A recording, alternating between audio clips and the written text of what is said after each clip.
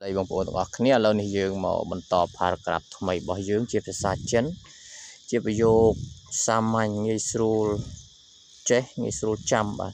hay clay mình tiền để ai ở bằng bộ vô tàu bậc cờ bây giờ thêm tiết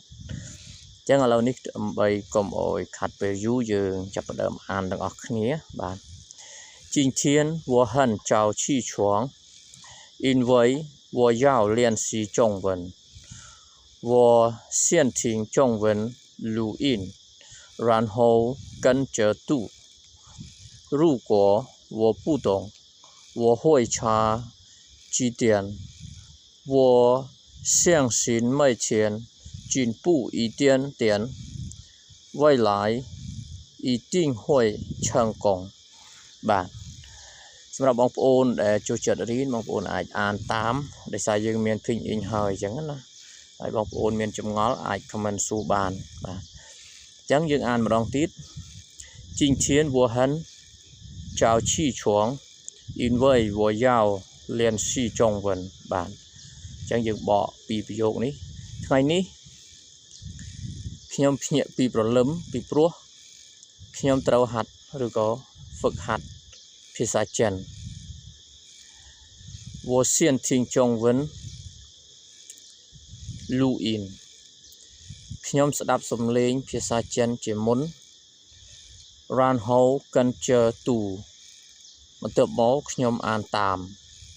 បាទ如果我不懂បើខ្ញុំទោះមានន័យថាទោះបីបើខ្ញុំមិនយល់我会查字典ខ្ញុំនឹងមើលវចនានុក្រមបាទអញ្ចឹងមានន័យថាទោះបីជាគិតមិនយល់ក៏នៅគិតនៅមើលតាមមើលវចនានុក្រមបាទ我相信每天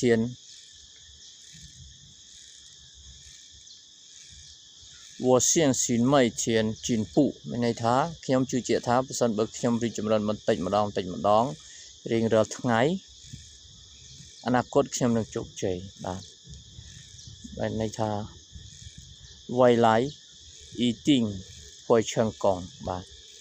អញ្ចឹងសម្រាប់បទ paragraph របស់យើងមានប៉ុណ្ណឹងហើយក្នុងនោះយើងមានតាក់ទងនឹង keyword បាទពាក្យពិបាកអញ្ចឹងសម្រាប់ពាក្យពិបាកយើងមានដូចជាឈីឈួងភ្ញាក់ពីគេងលៀនស៊ីហាត់ឬក៏អនុវត្តលូអ៊ីនសំឡេងថតរូគួប្រសិនបើជីទៀនវចនានុក្រមសៀងស៊ីនជឿជាក់ឬក៏ជឿជីនពូរីចម្រើនឈឹងកងជោគជ័យបាទអញ្ចឹងសម្រាប់បងប្អូនខ្លះក៏អាចអានហើយបានមករៀនពាក្យពិបាកឬក៏យល់ល្អបងប្អូនអាចរៀនជាមួយនឹងពាក្យពិបាកសិនឲ្យយល់បាទដល់ពេលដែលយល់ពាក្យថា keyword ហើយបងប្អូនអាចមកអានជាមួយនឹង paragraph បងប្អូនងាយស្រួលយល់ងាយស្រួលចាប់បានបាទអញ្ចឹងណា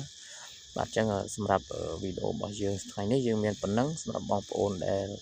ចាប់អារម្មណ៍បងប្អូនអាចជួយចុច like ឬក៏ comment ឬក៏ចុច subscribe ហើយបងប្អូនមានចម្ងល់អាច comment សួរខាងក្រោមបានសូមអរគុណ